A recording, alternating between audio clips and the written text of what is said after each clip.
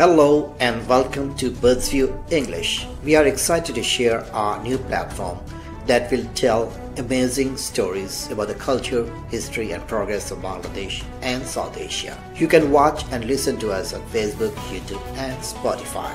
At Birdsview English, our goal is to share Bangladesh's story with the world. Through interesting talks, inspiring stories, and expert opinions, we want to show the successes, challenges, and unique culture of this lively region. We are happy to have experts from around the world with us. They will share their ideas on many topics like development, culture, innovation, and partnerships. They will help connect Bangladesh, South Asia, and the rest of the world. Join us as we celebrate and share these wonderful stories. Let's work together to make Bangladesh voice heard globally. Thank you for being part of this journey. Good morning from Dallas, Texas. This is Quasi Hassan. We welcome you all to the debut show of Birdsview English. We hope we will be engaging in very important issues affecting the region of South Asia.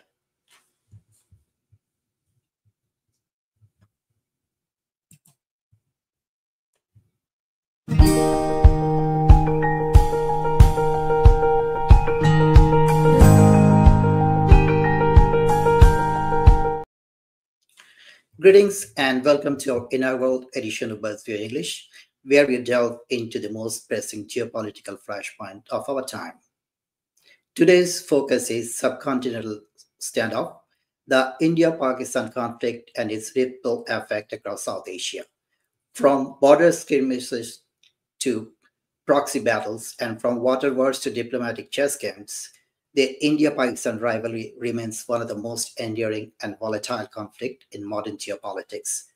But beyond the headlines, how does this standoff reshape the political, economic, and security dynamics of the entire South Asian region? Join us as we have four respected guests today to handle these issues. And they're going to answer a lot of questions that we have along this subject line. So let's introduce first Dr. Sayeed Iftekhar Ahmed. He's a leading scholar at South Asian political economy and water governance from American Public University. Dr. Sayeed Ahmed, welcome you to Birdsview English. This is our debut show. So despite your lot of engagement, we are grateful that you're giving us time today. Thank you, and thank you for inviting me to the program. Thank you. We'll get back with you very soon. Now we have Dr. Sreeradha Datta, professor at Jindal School of International Affairs and a prominent voice in Indian foreign policy discourse. Dr. Sreeradha Datta, appreciate you for giving us the time today. How are you? Thank you so much for the invitation. I'm really honored and privileged to be part of the inaugural edition. And I'm sure I will be watching all of you. And I'm very happy to be with my other panelists. Thank you for the invitation. Thanks to be part of Birdsview family. Appreciate that. Now we have Dr. Habib Rahman, a former military officer, turned global defense analyst and international business leader. Dr. Habib Rahman, welcome to the show. How are you? I'm fine. Thank you very much. And welcome everybody, and I'm looking forward to a healthy discussion on the topic today. Absolutely. We would like to keep it healthy. I know there are a lot of rivalries happening in the real world on the ground, but we would like to keep it healthy.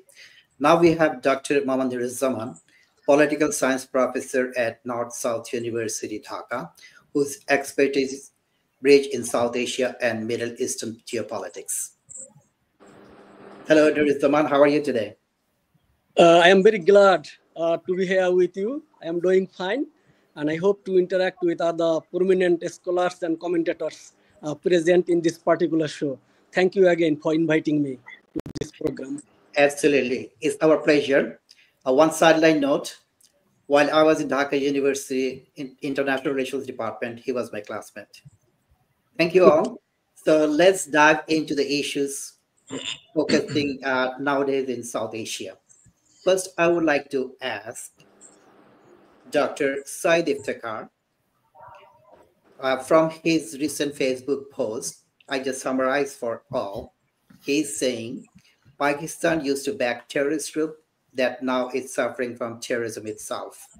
Thousands die every year, including soldiers and police. Meanwhile, Afghanistan supports this extremist. The question is, what did India gain from its strikes? Dr. Sayeed Iftekhar. Thank you. In reality, actually, India did not gain anything. I mean, contrary to the popular belief that striking inside Pakistan, India would achieve its foreign policy goals. That is what officially stated, that it will destroy the terrorist groups, but it's not possible just to striking militarily to destroy the terrorist groups.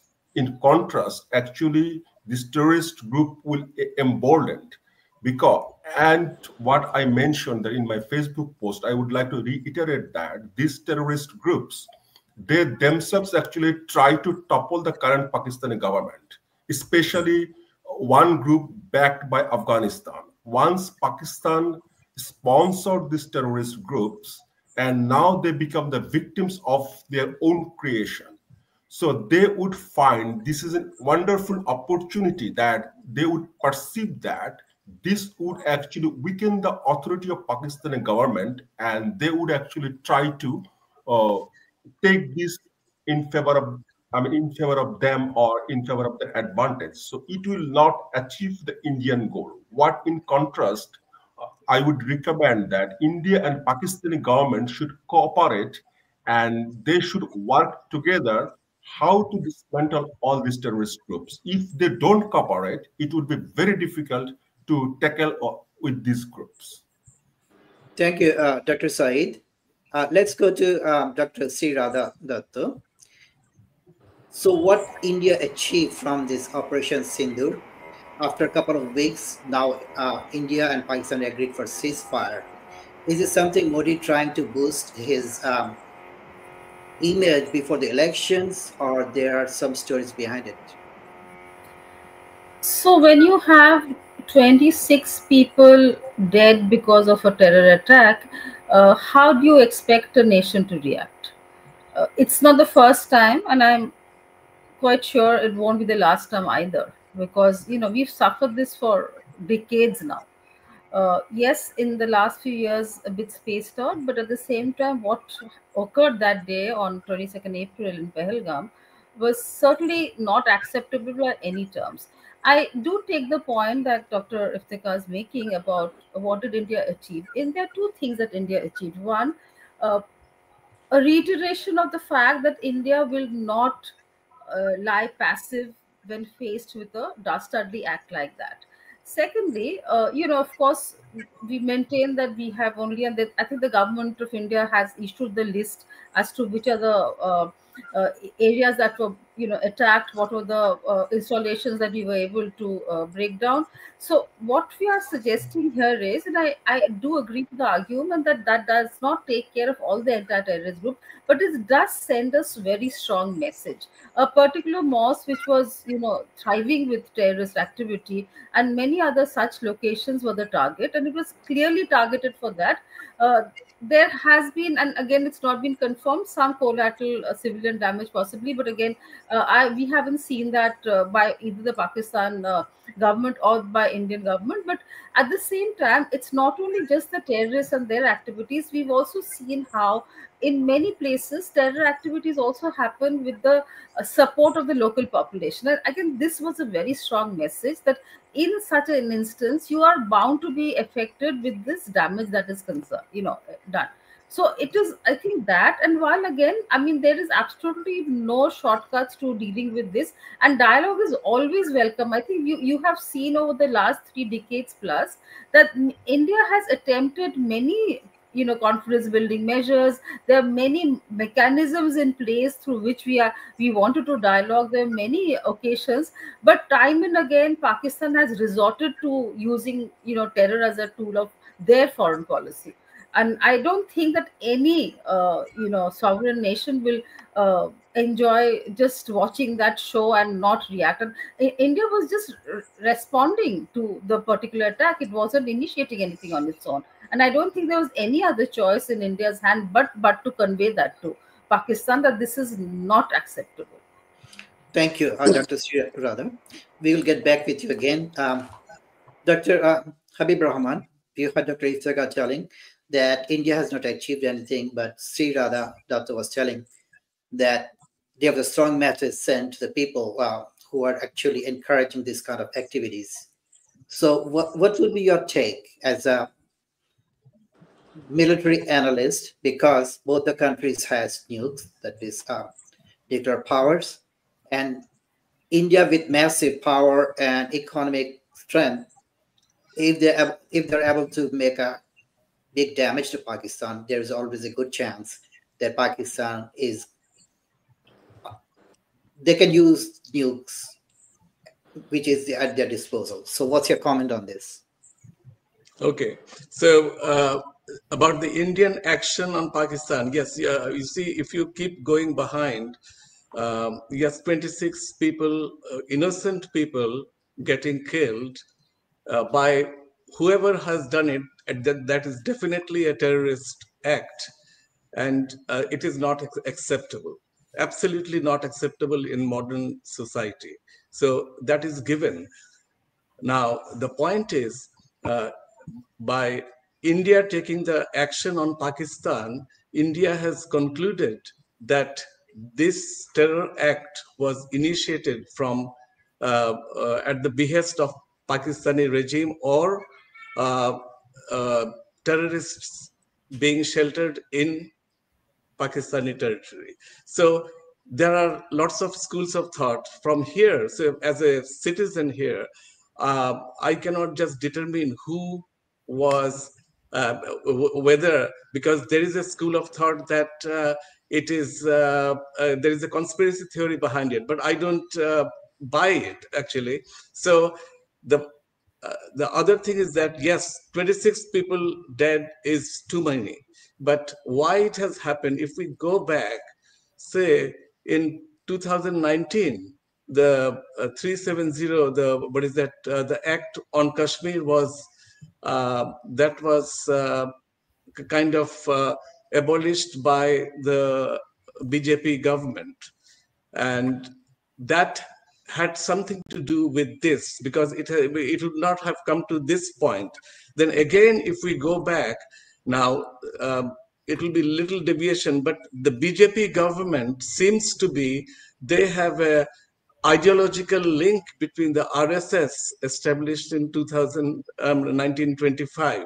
So RSS thinks even Burma to be within Akhand Bharat, and that is fine. It's a right-wing party, okay. But BJP takes ideological views from RSS. It is widely believed, and it is established in many other forms. So there is a tit-for-tat action, and this is happening. And now both India and Pakistan, both are nuclear powers. Now, yes, they know each other that it's futile. Whoever uses first, then things will get nowhere. But if this incident allows one country to take such a risk, then what happens if a bigger what is that, something in a larger scale happens? So where does it end?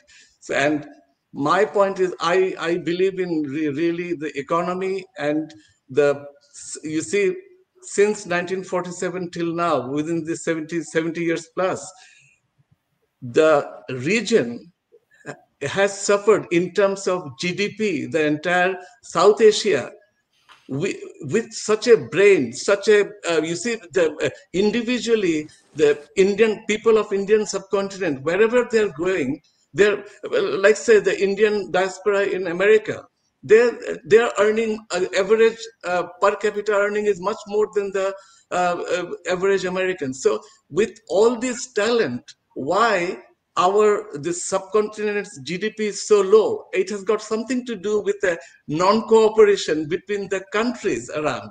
And I think that leaders need to think and get together that people's aspiration, the quality of living, they should focus on that instead of this one Kashmir problem, 78 years.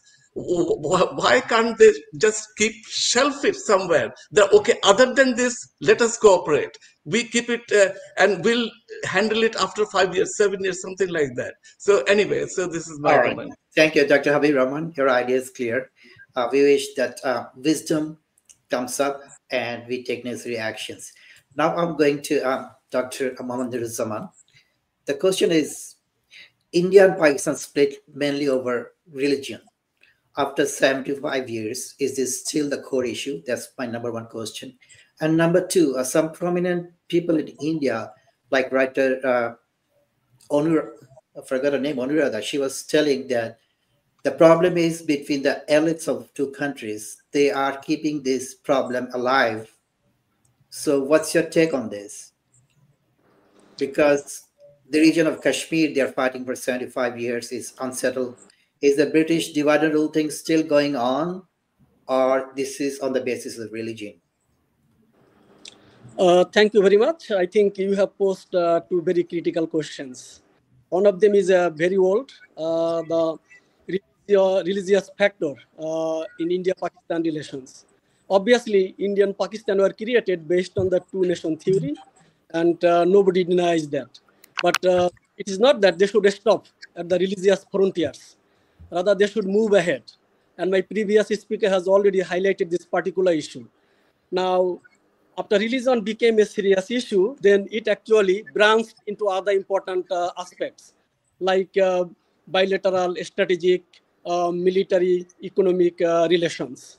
But the two countries have never been able to reconcile their original differences and come out with a new deal to remake the Indian subcontinent. Of course, maintaining their own respective identities. But I think the big problem with India here is that India always believes that it is the natural leader. It must have a supremacy, regional supremacy in South Asia, given its size, military strength, demographic capabilities, and other natural resources, etc., etc. So India has never been able to reconcile this particular issue, and we see that the neighbors are actually trying to assert their independence. Since from the beginning, they never accepted this kind of paternalistic formulation offered by India. And with the passage of time, China has emerged as an alternative to the smaller South Asian states.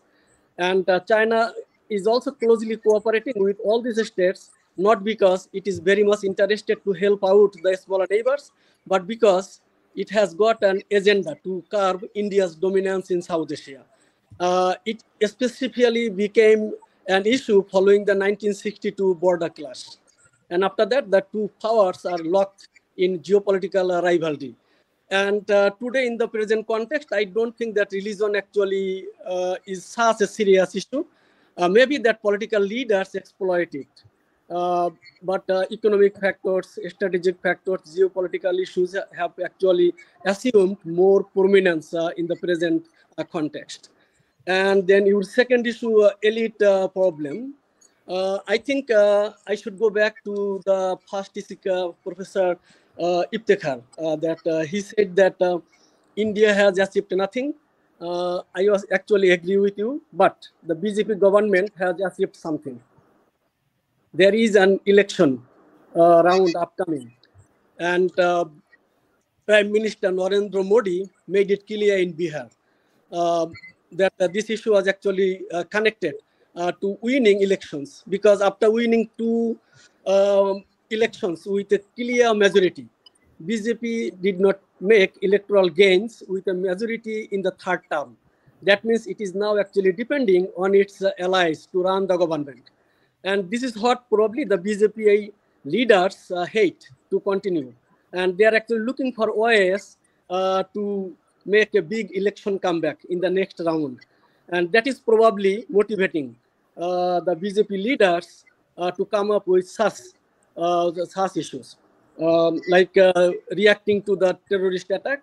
And I think the message I have got from you is that this terrorist act was actually perpetrated by Pakistan, but there has been no proof, no link has yet been discovered and provided by India that Pakistan was the real perpetrator, but the actions are being taken based on previous assumptions. That since Pakistan did it in the past, so it has also done it in the past. And let me tell you that no international intelligence agency has ever found any direct link between Pakistani government and the terrorist cells operating from that country. Maybe the terrorist organs, they act out of their own exigencies, out of their own necessities, but the government has not been directly involved. At least I did not know any proof presented even by India. So, all right, thank you. Dr. Nuruzzaman. Yes, your point is clear. Pakistan was asking for it, but I think that right day after, Prime Minister Modi declared it, Pakistan was behind it, and Pakistan was demanding international commission to investigate and asking for proof. It was not provided. In the beginning, Dr. Sayeed Iftekhar Ahmed was telling that Pakistan is a different place now. Itself is impacted by the terrorist activities. Only a few weeks ago, there was a huge terrorist attack on their train. Yeah, huge train. There were a lot of hostages there. And one of their province, Balochistan, is fighting for their independence. We're going to get into it a little later. Let's go to Sayeed Iftekhar Ahmed and ask a different question. So Dr. Sayeed Iftekhar Ahmed is also expert on water resources of the region. My question to him is, first time India was threatening to scrap the Indus River Treaty.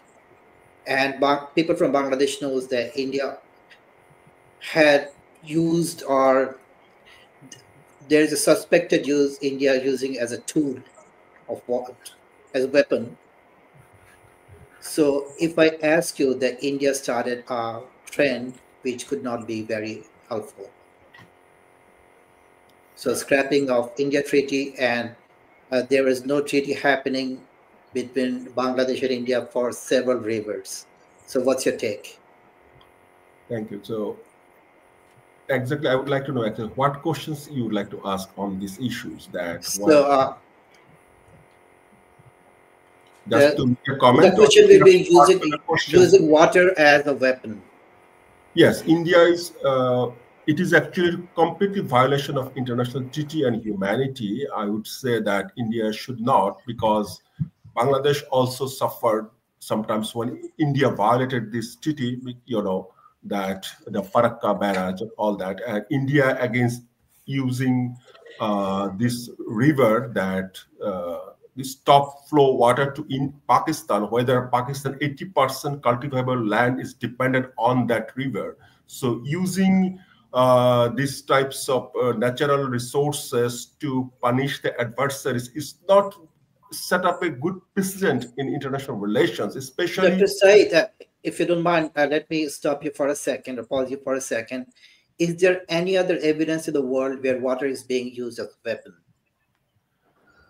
Currently, right now, I could not remember from my head, but might be there is some incident. It's not that India is the only one country is doing that. I need to look at it. But these types of incidents, especially when you're a big power, usually I would say that power comes with responsibility.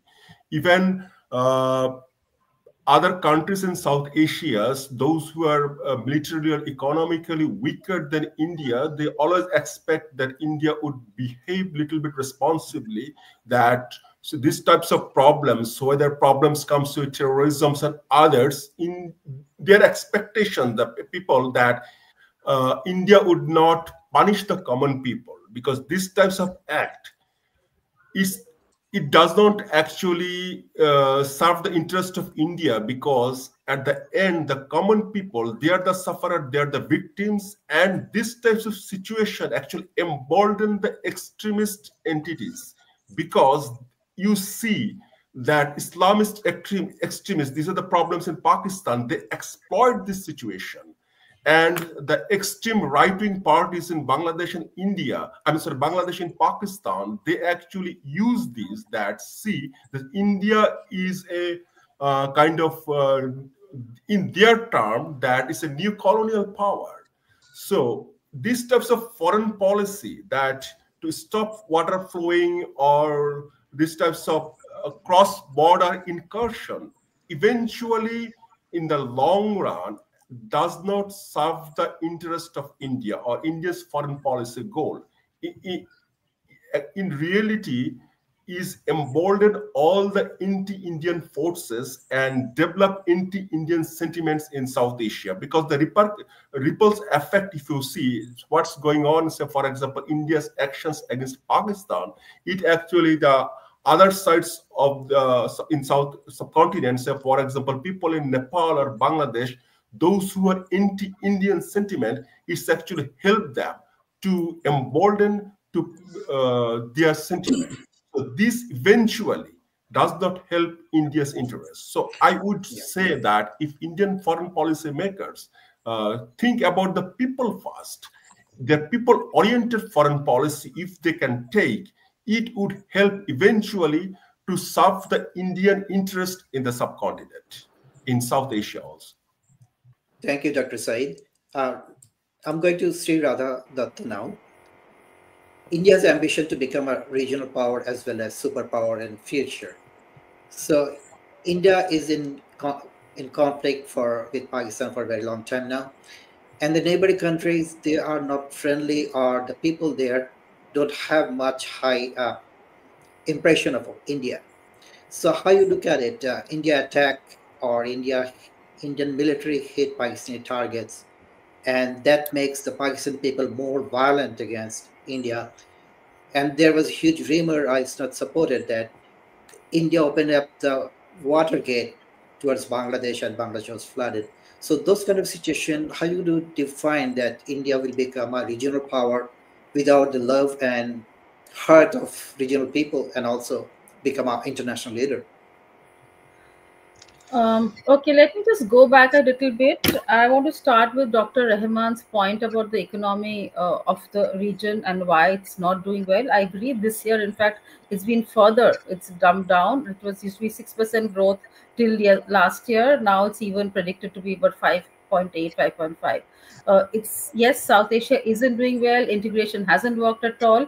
But tell me, going back to when we were discussing the multimodal transport system within SARC, when SARC was functional, who was the one who didn't allow for that treaty to be signed? If you recall correctly, it was Pakistan. Again, there are many other instances of sub-regionalism within SARC and larger. How were we not able to move from SAFTA to SAFTA? Please recall that, and you see who put the spoke in. It was not India. And I do agree that if all the countries in South Asia work together, bond together, this region will have it has huge potential, and it can certainly leap forward. So I agree with that point, but the problem is not from the Indian side. Yes, we are large. Yes, there's a perception about India being, larger, and how others kind of look at it through a kind of a dominant perception. I'll come back to that a little later, but I think in terms of why SARC wasn't successful, long before the animosity made it stand in a standstill, there were many issues within SARC that we were not able to actually, and I think sitting in, when I'm sure you follow Bangladesh closely, sitting wherever you are, there were many issues even which Nepal wanted, we were not able to. Even within this very difficult time, Nepal, India and Bangladesh signed an energy agreement, right? Why was it that we couldn't do it earlier? Because there were issues within the region, and more often than not, it was Pakistan who put a spoke in. But coming back to the other issue about Indus Water Treaty being a weapon. Now tell me, for 70 years, if a country is going to do that, and everybody's asking for evidence. What was the evidence till we got Kasab? You remember then the entire evidence unraveled. What about Osama bin Laden? When did Pakistan ever own up to Osama bin Laden? But there he was in that particular compound that US found him. So let's not talk about evidence. We all understand that when it's a terror game, the evidence is always a problem. But I link it that to the issue of 370. Yes, 370 was taken away, but go back, and I hope all of you, because Kashmir is a beautiful place and all of you should visit as a tourist some point of time. Ask anyone, whether that's a Muslim family or a Hindu family, whether they're against 370 or not. Look at the kind of tourism that has come back to Kashmir now. Look at the kind of momentum that region has picked up after suffering for years of the terror. You're linking the BJP with RSS. Yes, there is a linkage. So what? But are they going to do something which the nation doesn't approve of? And to suggest that Prime Minister Modi is doing this keeping only the election in mind, I mean, I find that argument really bizarre. I mean, I do, in a larger context, say that yes, I mean, there is a point when you have to get into a conversation and dialogue, but that is not the situation here. Pakistan time and again have done everything that they can to hit us badly, and how are we supposed to sit quiet and not react to that? So if the terror, I mean, as it happened, Pahalgam attack, what was the India's reaction supposed to be? Oh, we can't, attacking terror means there'll be a more flip side of it. No, let's sit on our hands. The idea is that the people of Pakistan should understand that this is not how a government should be supporting. Now, you're talking about evidence. Did you see the kind of funeral, locations which were showing openly on international television, Indian television, and how the Pakistani officials, military officials, other foreign policy ministry officials were part of the funeral process of these terror groups, the terror people who were killed in these attacks? Is that not proof enough for all of you? When has ever, I mean, we've seen terrorism in South Asia everywhere, but in Pakistan, it completely is a part of an appendage of the government and the military force. We know that. I mean, there's no denial about it, right? So let's not revisit these kind of things that India didn't give evidence. On what basis was India going to give evidence except for what we've shown you? The installations that we've shown you, I mean, I think, and again, as I said, there has been a list which has just been put out by the government, and more such things will happen. But I'm saying the nature of the game is such that you can't have a clean black and white. But again, many instances we've seen over the years of terror attacks, that more often India has been able to prove, the evidence. So let me just come back to the point about you're talking about there. Okay, let's talk about water. I agree. Right now for India to actually make a difference on what they've said, it is in abeyance. There's a huge infrastructure that is required and all that. As of now, the only thing that we are not going to do on holding the Indus water, all these years of what Pakistan done to us, India has not ever changed the Indus water. This time it was really too much for India, and that we are not going to share the hydro data with them. That's the only thing which is going to get affected now. There is no way that anything else is going to change. When China is building its dams on Sangpo, where Brahmaputra water is getting affected, how come I don't see anybody commenting on that? China refuses to divulge what they're doing. That's a common, again, they're an upper riparian. And again, there has been absolutely zero communication with India on that particular affair. But then again, nobody's talking about that. That is not being used as a weapon. I mean, how is that, where is the kind of similarities that you're finding and trying to, look the other way? The other point that was made about, I don't write them too well. So anyway, let me come back to the point that Mr. Kazi asked about India being the point about water in Tripura. We had to relocate 30,000 people within a matter of 4 hours because of the water, that rush of flood that had happened. And that dam that you're talking about, it is 120 kilometers away from Bangladesh's border. Why on earth would we first want to flood ourselves, completely submerge our portions of our provinces and districts of Tripura, and then let Bangladesh get flooded? I mean, would we want to do that ourselves? Let's think correctly. And I did point this out in many of my other earlier interviews that we've seen how advisors of the interim government jumped up to accuse India. But again, finally, I think there were people who understand the water to a certain extent in Bangladesh, the water issues. They corrected it, saying it wasn't India's fault. It was a flash flood that happened.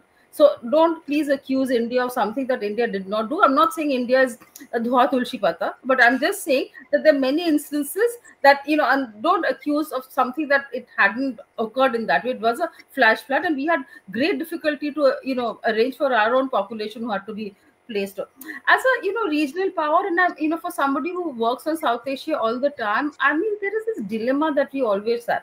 It's a geographical fact, right? We have the center stage in terms of the geography, in terms of the GDP, in terms of everything. We are, I mean, you can't argue the fact that we are above and above everybody, right now. In fact, as in 2 days ago, we've actually displaced Japan from the fourth largest nation. So clearly our GDP is galloping. We are, there are many other growth story to it. So there is, and we've seen that always, that there has been a perception among the smaller neighbors is that we tend to dominate. Now, foreign policy is all about perceptions, right or wrong. We are not able to address that. And again, we've also seen, and particularly for Bangladesh, that a particular political party and our affiliation has cost us something. But let's not, forget, somebody mentioned the China. I just want to remind all of you, the China, story with Sri Lanka, the China story with Maldives. Which country bailed these two countries out when they needed those funds, right? Did China bail them out?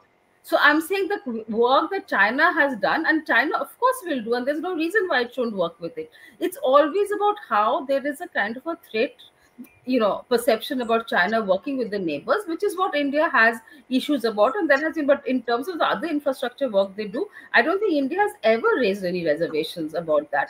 But coming back to the issue about the kind of work that India has, and if you look at Nepal, if you look at any of the other smaller countries, I'm not even talking about just Bangladesh here, the kind of economic support that India has given over decades, not just one line of, line of credit line or something like that.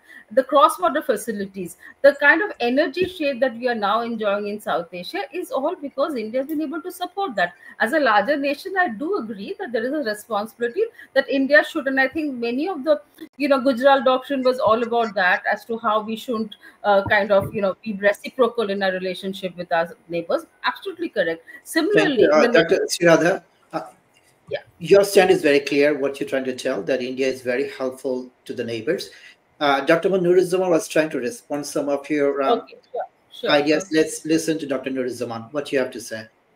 Okay, thank you, Professor Sreeradha, for supporting, defending every action India has taken in the past and is taking at present. So let's just deconstruct some of the points you have made here, beginning with your point about sub-regionalism.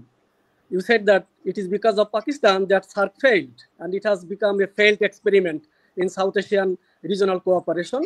Okay, I agree with you to some extent, but at the same time, you should know the other side of the story. That is, Indian, Bangladeshi, Pakistani, Nepalese, Sri Lankan economies are complementary to each other. There is actually little scope to expand the areas of cooperation.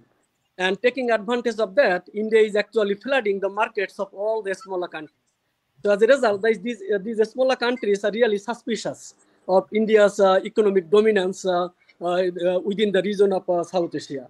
Secondly, I'm not sure whether India really wants to make the sub-regional bodies effective, like BIMSTEC, BBIN, right? So far, the BIMSTEC has a permanent headquarter in Dhaka, but it is underfunded, understaffed, and nobody really cares about the activities, plans of this BIMSTEC. Although from time to time we come to know that BIMSTEC is going to be a very successful sub-regional cooperation body. Yes, we would like to see it as a successful body, but it is not really getting off the ground so far. So you know the reasons, I know the reasons as well. And another important point you have made, that India is trying to make Kashmir a normal province by taking off Article 370. Okay, 370 not only deprives Kashmir the regional autonomy, the state autonomy, at the same time, it actually imposes heavy restrictions on the Kashmiri political system, on the Kashmiri political leaders and parties. So, for example, after the abrogation of 370 article, India has so far allowed some 85,000 non-locals to settle in Kashmir and also buy property. So this is what the Kashmiri people perceive as a threat to their demographic superiority, the demographic structure of the region. So that's another issue few people actually talk about. Nobody actually refers to this particular indirect threats to the Kashmiri people. And another important part is you said that what should India do, right? So we don't think that India should respond in the way it is doing. It has to be rational in its decision-making process. Like Pahalgam is deep inside India, inside Kashmir. It's almost some 150 kilometers away from the Pakistan border. If a few Pakistani trained terrorists were to come and carry out this attack, what the Indian forces were doing. So Pahalgam happens to be one of the highly fortified, securitized area in Kashmir. And it is unbelievable that some terrorists from Pakistan can come and carry out this attack for 2 long hours. And then they can go back without being caught, without being arrested by the Indian security forces. I'm not sure that I should believe this story, but it is really suspicious. Dr. Zaman, you have to cut short. We have constraint of time. Two more points. Another important point is India's Bangladesh's reaction to Brahmaputra river issue. Yes, we know that China has been planning to build a dam. Bangladesh government has raised this issue with China already. And the last time our chief advisor visited Beijing, he actually provided, I think, some kind of a proposal to the Chinese government that it should be further studied and it should be well planned so that Bangladesh is not deprived. Bangladesh never becomes a victim, because we are already victims of water resources from the Indian side. And the much appreciated Ganges water treaty is going to expire very soon. And we don't see any signs of renegotiating this particular treaty. We are really concerned. And as long as the BJP government is in power, I don't think we have that high hopes to renegotiate another type of 1996 water sharing treaty with India. And everybody understands that. And lastly, you know that foreign policy, you said foreign policy is a matter of perception. It is not all the time. It is, but not all the time.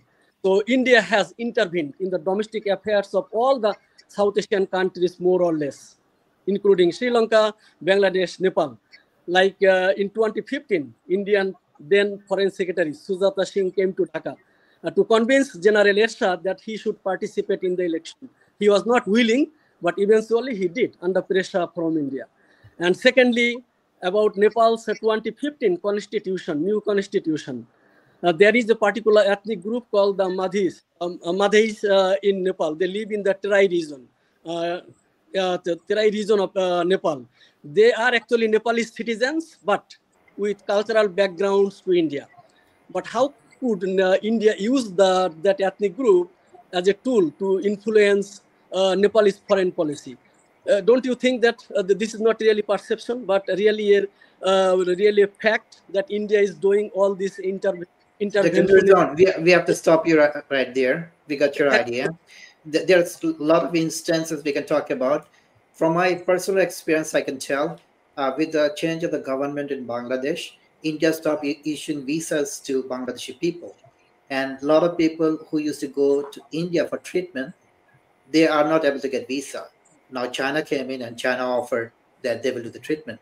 So for general people or layman's idea, it was not a good decision by India, because people-to-people connection should not be discarded at any given point of time. So there are a lot of families. In the beginning, before the show started, I told my mother was born in India, and we have a lot of Pakistani people. They have family living in India side and vice versa. So when people-to-people connections are discarded, impacts are huge. So Dr. Habib Rahman, China issue was coming up one after other. So India's action is it inviting China to be more active player in the region, which is be more conflictory. So what's your intake from that? China's involvement in the area, especially with financial involvement and investment, making roads, railways, ports, and so forth. Is it making this thing more critical and more difficult to solve problems? Okay. So here, I think whatever I'm going to say now will address three of our distinguished uh, members in the panel. First of all, India, the reality is the geography says, and the Indian size of economy, GDP and everything, India is the dominant power, no doubt about it, and every state surrounding should understand it. Okay, having said this, let me give an analogy. United States, in North America, United States doesn't have to say that I'm the hegemon, I'm the boss here to Canada and Mexico. They don't have to say that. And America doesn't say, of course, you leave Trump aside. This is a new phenomenon. So when America had a historical problem with migration coming from Mexico, from South to United States. So what solution the United States they came up with? They created NAFTA. The idea is if you elevate the Mexican economy, then there will be a less pressure of migration from Mexico to Canada that will solve it. The police and border will not solve. This is one. And if the Mexico's economy come up, then it will be a bigger market for American goods. And okay, so that was the NAFTA was created like that. So here in this Indian subcontinent, actually, I will say that the responsibility is because Bangladesh cannot or Sri Lanka cannot influence behavior of what is that the policy decisions of India. India is the biggest power economically, militarily, manpower wise, everything. Intelligence, you said, okay. So India should have been, I personally feel that India should be more, what is that, humble in its dealing with its surrounding.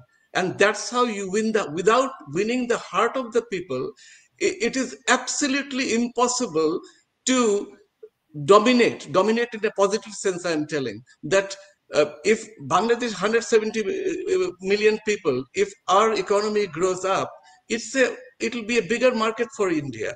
If we travel, we have relatives there, we have so it will be good for that. Now every time there is now you see, I'm now talking not as a Bangladeshi, not as an Indian, but in between. But when I see that, say, a Tista barrage has been created, so Tista, the problem has been created by definitely India. Now, India is not allowing China to come and do the Tista barrage, the counter solution. India is telling that, let me solve it, not China, let me solve. So, you see, as a Bangladeshi will view it, how that you have created the problem, now you are telling that I will solve the problem, not him. The solution is simple, open the gates, make the gates, so everything is solved. Okay, now here, this is how, like in Switzerland, there is I forgot the name, there is a country, 135 or square kilometers something, within Switzerland. They don't have any tussle with Switzerland. Germany, all these smaller countries around, Germany is a mighty country. They are living very peacefully. So again, the transit, I tell you, Bangladesh, I have been advocating it for not now, from the very beginning, maybe 20, 30, 40 years back, that transit, because I've seen in Europe that so India needs transit, Bangladesh also needs transit to Nepal, Bhutan, and India also needs. And we should allow India transit, but the only point is it has to be the compensation for transit has to be win-win situation for both India and Bangladesh. But the perception in Bangladesh is that, and the experience of Bangladesh is that the Bangladesh is not getting the compensation needed, the just compensation from India for whatever transit has started. And again, there are several projects going on now.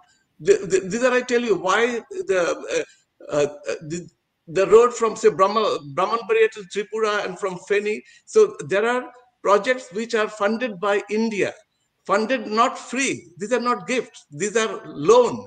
But these roads are being specifically built for giving transit to India. So my point is, if I were the decision maker in Bangladesh, I would have offered India whatever transit you need, you take it, but give the right compensation and let it be a win-win situation. So I'm just hoping that this. Thank you, Dr. Habib. Yeah, okay, I think it's clear.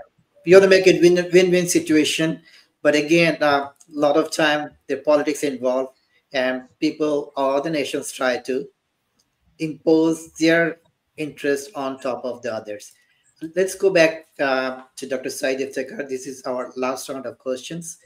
It's pretty obvious that superpowers, US, China, they are involved in internal politics and regional politics of the area of the region.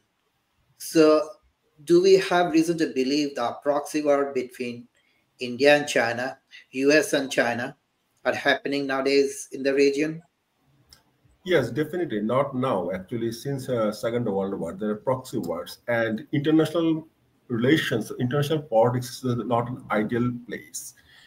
There is no fair game. In reality, whatever we discuss, we do talk show. In reality, it's not a fair game. It's a power game, and this happens since history. So it's true that always the big power, they try to take advantage of the smaller states. America is the #1 example. Soviet Union, now Russia, China, and India. There's no doubt about it. So the question is how the smaller state would interact with the big powers. So now there's two different scenarios. Say, for example, one European scenario and one South Asian scenario. In Europe, we see the big power, I mean, the comparatively smaller powers, they have one kind of cooperations, but they have a rivalry with the Russia, with the big power. And I recently visited some of the Eastern European countries. I saw there's an anti-Russia sentiment is very high there. They believe that any problems in Eastern Europe, all actually due to Russia. So I found a similar parallel in South Asia, that any problems in any of the countries in South Asia, they usually like to blame to India. So this happened because there are experience and lots of other issues. But what we need to do, we need to move forward this, that of course any big powers, China or India, they have the more responsibilities.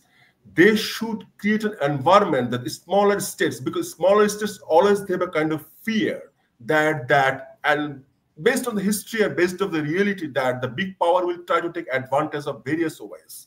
So these types of fear, I think always the big power, if they can act responsibly and reasonably, then it is possible to move forward. And especially in South Asia, yes, India is a bigger economy, no doubt about it, and India is doing tremendously well. But India's economy, India's future also depend on the other countries. If other countries do well, it will also benefit India. So it's time to actually all the countries sit together and to find out how to develop their cooperations, and please put the history in the past. Let's move forward together, because the Kashmir issues, two nations theory, religions, and other issues, if it's always bother us, we cannot move forward, and need to find out the ways how all South Asian countries to connect each other in a much better way. And this would be the good future, not only for India, for all the rest of the other countries. Excellent. Thank you so much. We always love to have good situation, good neighboring conditions among the countries in South Asia. Now I'm going back to Dr. Sreeradha Datta for the last question of this show today. If you look at Rakhine province of Burma, most of the province is now controlled by Arakan military, Arakan army, this is called AA. And they are almost independent now. China is involved there. And also, if you look at Balochistan, a couple of days ago, they announced independence. It's not much internationally covered, but there is a news there. They announced independence. So if we happen to have few more independent countries in the region, how that would impact the regional politics of South Asia. South Asia is going through a bit of churning. I mean, at this point of time, and what is happening on Myanmar is of great concern to all of us. And yes, but we've also seen how the junta is also collaborating with ARSA, who were actually the enemy point at some point of time, to work out the Arakan army. But I think Myanmar will probably finally settle down into a federal polity, and I think that's the only way forward, because what we've seen is the different ethnic groups, majority, minority, it is impossible for them to kind of work together. So I think the junta and the establishment will continue to be the one stable point, but a federal polity which will give solutions to their representation. So that is something that we see. Balochistan, of course, is a much more difficult question. I wasn't aware of what you just mentioned, but yes, we've seen the kind of attacks and we've seen the sentiments. We've often had Baloch people come over. We've seen that bit of. So I'm not really sure whether the independent state, whether that's good for the region really, but it's also a fact that for years they have suffered under the Pakistan dispensation. They've never been given any economic support. Their resources have been drained off. So there are many issues which is a problem. But as an independent state, I'm sure they'll be able to configure themselves and find a way map. So it is true, the quagmire of South Asia is going to become far more complex, but if that is how it is, we'll have to deal with it. I mean, for instance, the Nepal situation, there you had a monarchy come down and all of that system that they worked in, and again you see the kind of problems that the political parties seem to be facing. Then this stability is a deep question there, and somehow again there's a churn within the public about the monarchy. So I'm just saying that there are issues going on, and I think and I completely take Dr. Rahman's and Dr. Ahmed's point about economic integration, about the growth story, and how we should, focus on the positive issues. Yes, we must, and I think I've always talked about integration, and I just one point about BIMSTEC. Somebody mentioned that BIMSTEC is not really a very functional. They are very short on funds. Yes, that's a fact. But there are many other. The issue with SARC was there were many populist stuff they were doing. There were many things which kind of touched all of our daily lives in some way or the other. So we related to SARC. Some of BIMSTEC didn't get that, but there are many good work that is also being happening in BIMSTEC. The kind of cooperation we've seen, whether on the satellite images, in terms of the Bay of Bengal area issues, a lot of good things are happening at the very, very official level. It's all in place. But yes, on a day-to-day basis, we somehow don't relate to it in that much. But hoping now that the multimodal transport system has been signed, it's going to take a while. It's not easy to put that together, but we will have a connected region at that point of time. But yes, I think at this point of time, and I do get the point that all of you are saying as to how the way US has worked with Mexico. But let's not forget the fact that even today there's so many instances that of concern that US and Mexico still. I mean, I'm forgetting. I'm not even. Touching the Trump era. I'm talking, the pre-Trump time. But yes, we've not been able to do that. But I think in many of my writings, we've talked about how we have to have a labor market in the region, because there is some place surplus labor, there's a demand labor. We must look at migration like that. But again, the problem is a lot of academia researchers, we have a particular point of view. I've been constantly, advocating having community villages on all our sides, that because the peripheral population don't have services to education, to healthcare, to anything which the mainlanders do. So why are we not, through the border huts, why are we not doing that? So I'm completely with all of you on this, in terms of how we can see how the population, the borderland people and every part get positively on the framework. But again, I'm saying time and again, security issues have threatened India very strongly. And let's not forget the time there was many instances when terror groups have used Bangladeshi soil, they've used Nepali soil to hit at us. So we haven't forgotten those. But I'm just saying that it's possible that we overcome all that. I think there was a question just now, somebody mentioned from the US that India and Pakistan really need to resolve this LOC issue. And once that's done, I think this region has potential which nobody can match. So I look forward to that, but it's a tough journey as of now. All right, thank you so much, Sreeradha Datta. Now we're going to Dr. Nuruzzaman. It's a very hypothetical question. There's a ceasefire, so we are all happy about it. We are satisfied that it won't continue. But Pakistan has long-range missiles, or the terrorist groups from Pakistan side or Afghanistan side may get some long-range missiles. If they are able to hit some financial regions in India, would that impact US and the European investment in India? Because a lot of investment due to the Trump's trade war are moving from China to India. So what's your take on this? Okay, thank you very much. I think I get 2 to 3 minutes like Sure, that. yeah. 3 minutes, yes. Okay, thank you. The first point is about ceasefire. Now, ceasefire is nothing new. It has been agreed upon by India and Pakistan many times, especially in the last 10 years. Like 2016, surgical strikes in Pakistan. After that, military flares up, and then ceasefire. 2019, Indian Air Force attack. There was a ceasefire after that. And this time, after 2 days of firing missiles, both India and Pakistan have come to a ceasefire point. Now, the main issue is here, the resolution of the Kashmir crisis. Unless there is a permanent solution, a permanent resolution of this crisis, this type of violence will flare up from time to time between the two countries for different reasons. And they will probably conclude ceasefire agreements again, but it's actually a non-stop drama. And we don't know how long it will continue, but we can say that it will stop once the two countries find an acceptable, mutually acceptable solution to the Kashmir issue. What the solution can be, it's an issue the Indians and the Pakistanis should seriously discuss through dialogues and mutual consultation.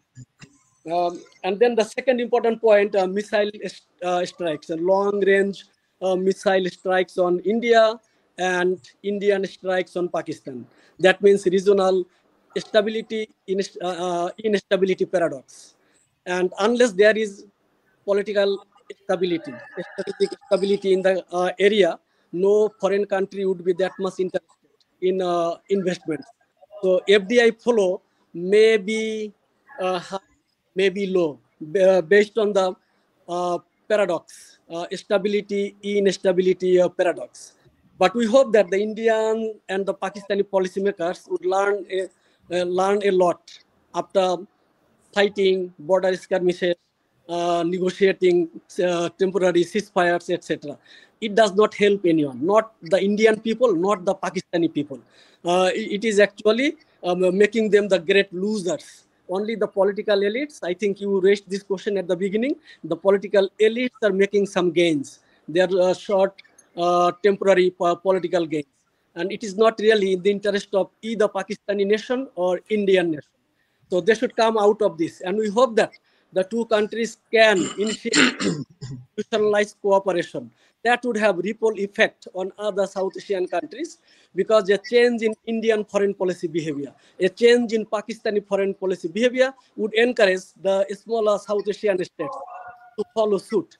And they would be also interested to minimize their differences with India as well as Pakistan, if any, with Pakistan. So in that case, South Asia can actually achieve economic prosperity, economic integration to the benefits of all the peoples in the region. And Dr. the Zaman, third you have to stop, please. We are article going out of the says time. that. Thank you very We have much. time constraint. The last question of the show for the Habib Rahman, which didn't happen in the last 75 years or so. We all understand that if we live together, we'll flourish together. But what British has taught us, divide and rule, it continues. So is there any reason to believe that in near future, things will be easier and better for a better future? Because they know that people on both sides and all the countries in the region they're educated, they try to understand each other. So what is your thinking about it? Is it possible in the next 5 years or so, or 10 years, when people will come and talk to each other logically and come up with the solutions logically? Dr. Habib Rahman, your take on this. All right. So, okay, if you see the past 75 or 73, 4 years, it's not very optimistic view. But I'm very optimistic about this stalemate, this 73 years of stalemate, primarily arising from the Kashmir. So that is the root, actually. So. It will be solved. I think the politicians, I tell you, at times I dream that why Sundar Pichai or Indrani, Coca-Cola CEO, she was CEO before, people like them, why don't they come in Indian politics? I personally feel, because India is the driving seat. If India wants, there will be, this region it will surpass South Asia. Southeast Asia. It will surpass Middle East. But with the people that we have, the talent that we have. But somehow, I may be very naive and I may not understand the Indian political establishment, the leaders. I feel that they should think beyond security. In the name of security, in the name of terrorism, the word is used so loosely. So people's aspiration in Bangladesh, in India, Pakistan, why we are stuck with $22,500 per capita, plus minus. Okay, Pakistan is less. So GDP, why it should be that? Why? How come Thailand? I was in Thailand. I was studying at Asian Institute of Technology in 88, 89. I have seen from where they have come to Malaysia. So we are better. This subcontinent's people, historically, if you see the past history of India as the bigger India, the people's talent, people's creativity, art, culture, everything is superior to from the what is that Southeast Asia and others, Middle East. But why our GDP should be? Why our people still should have to consider that basic food and shelter as if they are struggling for that? They should think beyond that. The pursuit of happiness, not food and shelter, should be automatic. So I am hopeful that good sense will prevail, and with also the globalization, with all this information now filtering in at the grassroots level, also direct information is coming, how the America is treating Mexico, or Germany is treating Estonia, and I mean, so they don't have these problems, and why we should have this problem. So I'm optimistic. I'm optimistic. My last word. My son, I have two sons here. They have Pakistani friend. They have Indian friend. Every other day they're coming. I'm where I'm sitting now. They're coming. They're enjoying their okay. So I see that why it can't be that. Why it has to be if somebody hits somebody and the other party is happy? Why? Anyway. All right. Thank you so much, Dr. Habib Rahman. We're going to conclude this show of Birds View English, first episode, first edition. So as we wrap up today's critical conversation on subcontinental standoff, the India-Pakistan conflict and its ripple effect across South Asia, one thing becomes clear: this is not just a bilateral dispute. It is a regional crossroads that affects diplomacy, development, and destiny for over 1 billion people. From water wars to proxy politics, and from security doctrines to economic fallout, the insights shared today by our esteemed panelists remind us that while history continues to cast its long shadow, the future still holds room for cooperation if we choose dialogue over division. A special thank you to Dr. Sayeed Iftekhar Ahmed, Dr. Sreeradha Datta, Dr. Mohammed Nuruzzaman, and Dr. Habib Rahman for their wisdom and candor. And Thank you to our viewers for engaging with this important dialogue. Until next time, stay informed, stay thoughtful, and never stop asking the hard question. Goodbye. Bye. Bye. Bye.